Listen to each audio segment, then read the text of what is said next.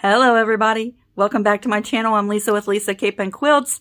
Now, if you're anything, even the smallest amount like me, you not only have the fabric and the machines and all of the gadgets to make quilts, and you love making quilts, right?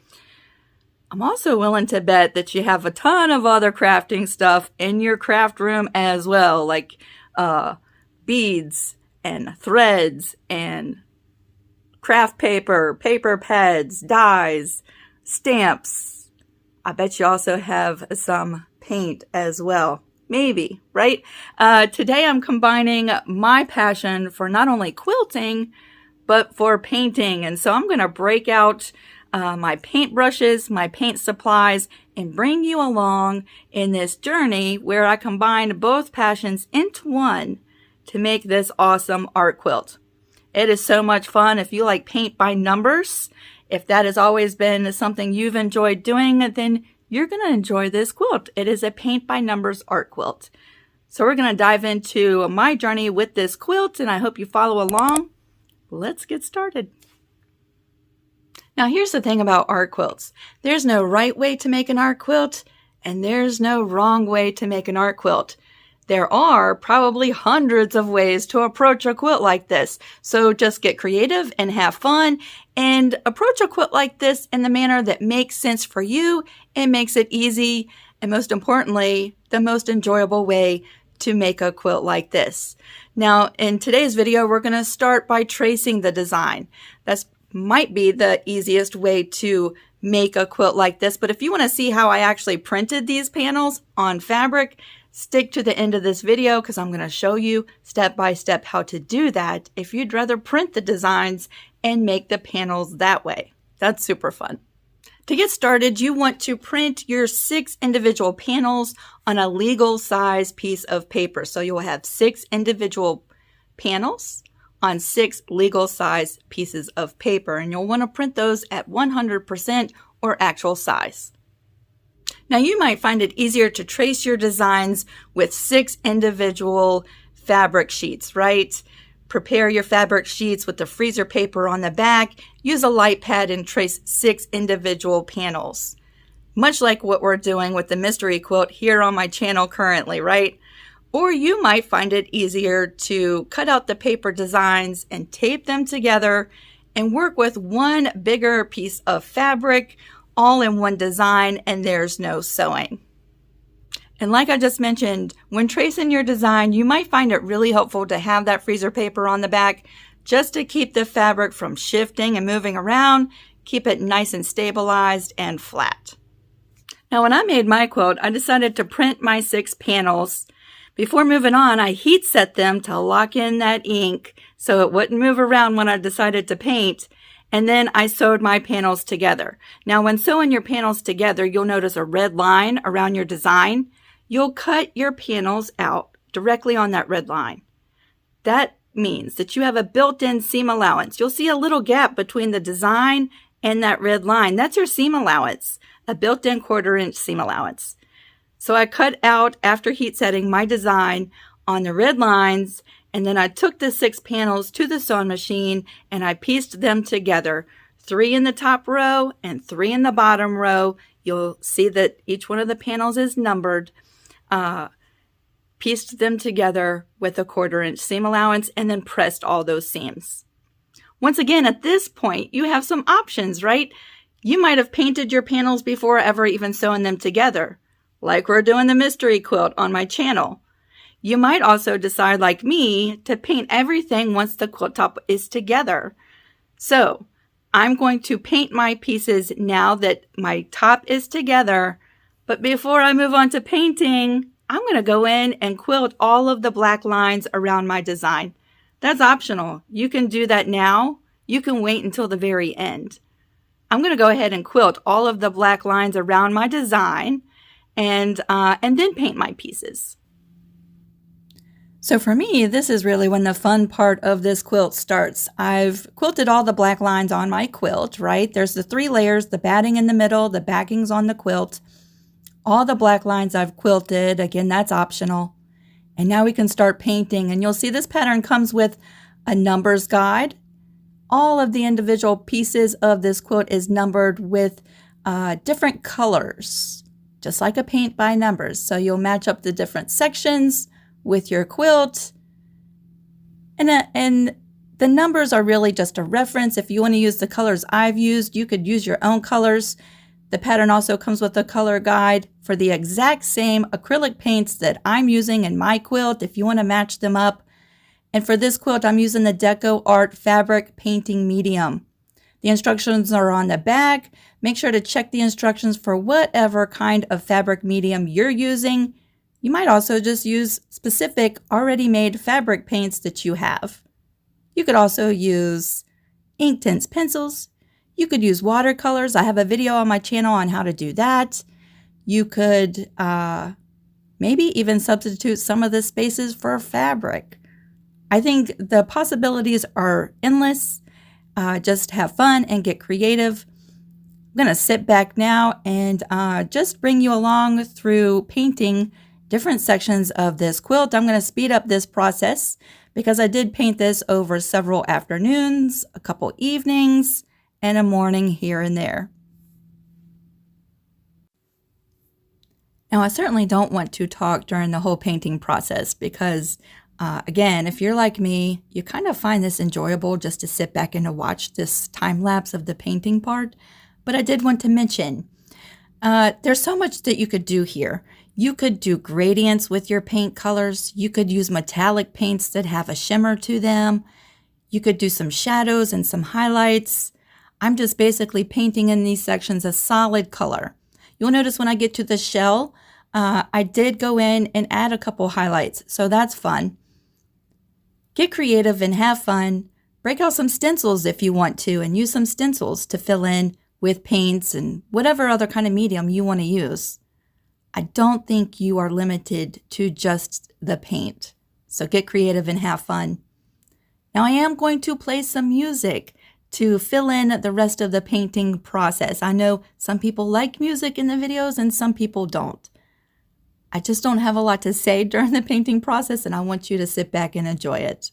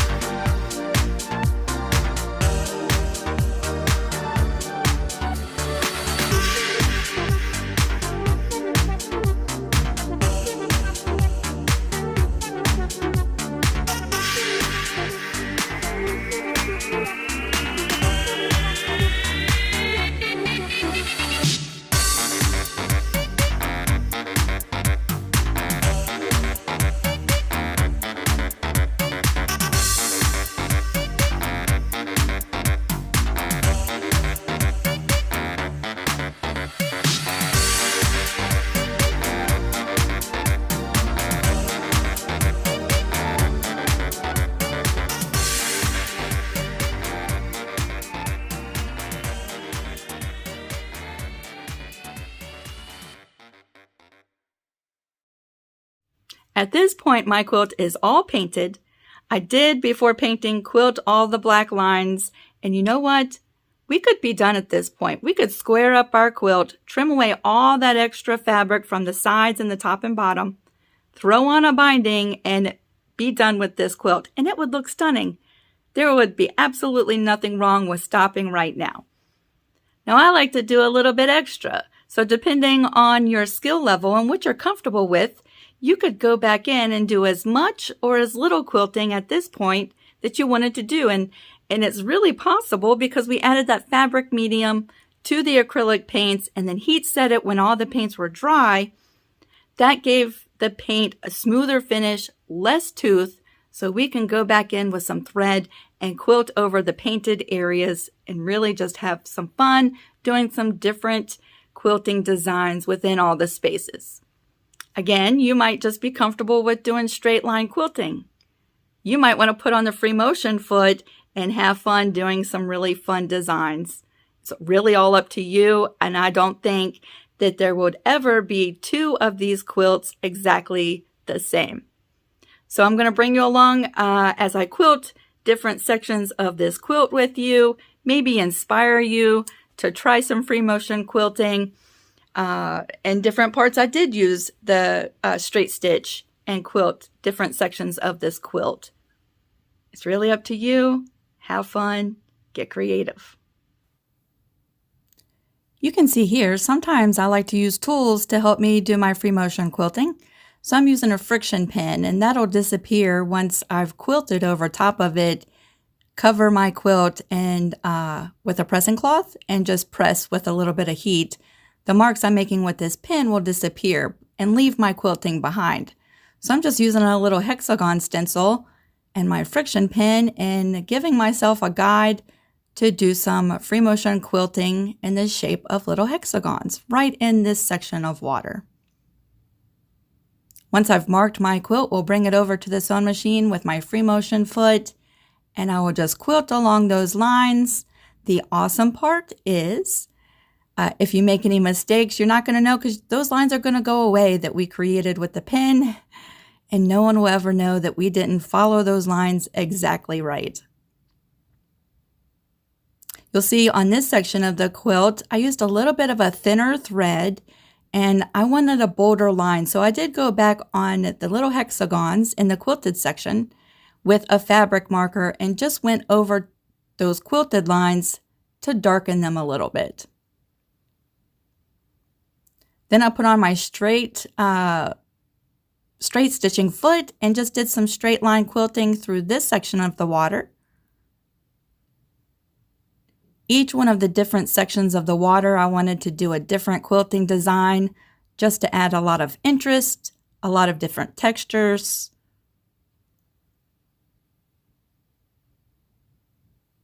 It was really good practice just using some different ideas for filler types of quilting in the water sections.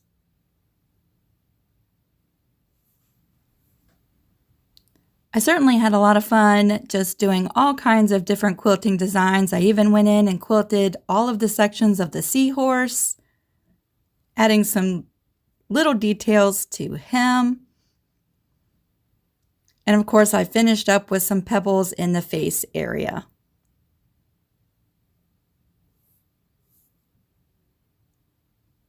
What types of quilting would you fill in the water sections and the seahorse with? I'd love to know.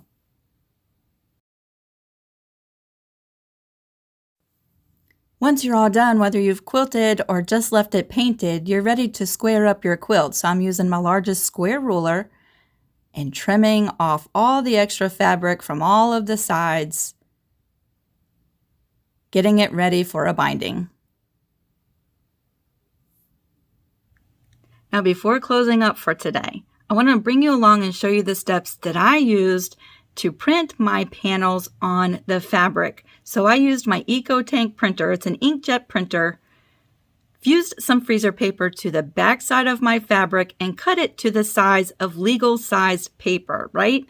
And then I just simply printed my design right on the fabric, so I did not have to trace all of the lines on the 6 different panels.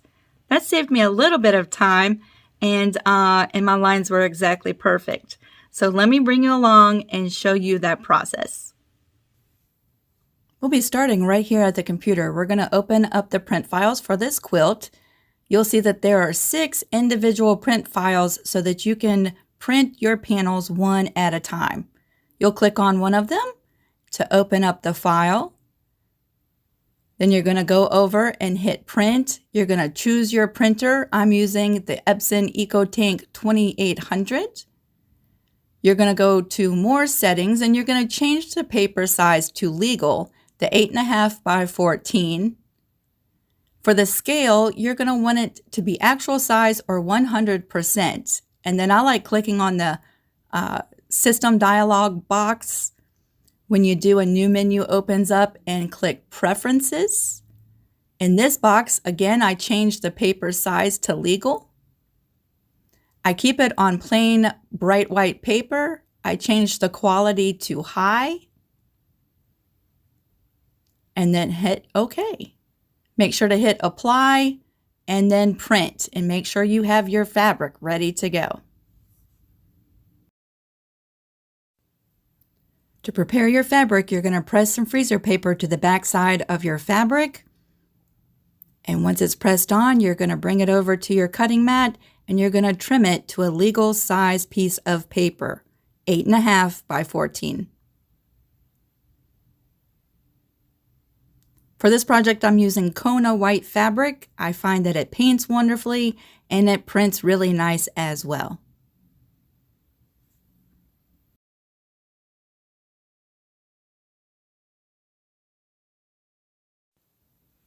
Now my particular printer feeds paper from the back, so I'm going to load my fabric panel with the fabric side facing up, right from the back of the machine. Now your printer might be different, so you might want to check to see if you need to put your fabric facing up or down before printing. One of the things I did want to suggest while I'm watching this print is that in between your prints, you might want to do a head cleaning. I had printed several panels off before printing this one, and you'll notice that there's a little bit of an ink glob in the margin of this panel. Now it just so happened to be in a place that's going to get cut off once I'm done with this quilt, so I'm going to go with this print, but you might want to do that cleaning in between prints. I like to let my prints sit for a couple hours and just air dry, and then we're going to heat set that ink. That's going to help it keep from bleeding when we paint over top of the lines. And I'm just using my iron on a cotton setting with no steam, putting a pressing cloth on top. And those are all the steps that I did to print my 6 panels for this quilt. So the very last thing to do is put a binding on your quilt and you're all done. So let's take a look at my finished art quilt. I think this is fantastic, and I'm going to tell you what, I have had so much fun this week working on this quilt. It's been a nice, refreshing break from the larger quilts that I've been working on, and that's really when I do these types of art quilts, whether it be with paint and fabric, whether it be applique, whether it's thread painting, all different kinds of methods for art quilts.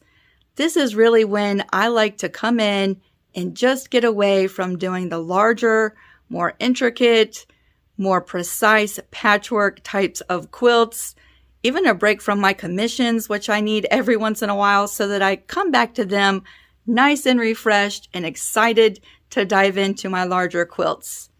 I hope that this video has inspired you to give this a try. Many of you have already painted on fabric. Many of you are very, very experienced with it. This might be the first time that you've ever tried this. So I encourage you to grab some paints, grab some fabric medium, grab some brushes. They don't even have to be expensive brushes. I use the cheapy ones from the Dollar Tree sometimes. And just have fun. That's the purpose of an art quilt. That's the purpose of painting on the fabric, is just to get away, have some nice relaxing time, and just enjoy yourself. These types of quilts, you don't have to take that seriously, right? And yeah, just have fun with it. if you make this quilt. Of course, I would love to see pictures of it. You can share pictures on the Creative Crew. There's a link down in the description box. And of course, I hope you subscribe and follow along. I look forward to doing more of these types of quilts in the near future because I've enjoyed them so much. And if you haven't checked out the mystery quilt we're doing with paint and fabric, you might want to do that. Join along. We're having a lot of fun. Until I see you next time, we're right before Christmas. I hope you have a wonderful Christmas. Bundle up, everybody. We'll see you soon. Bye.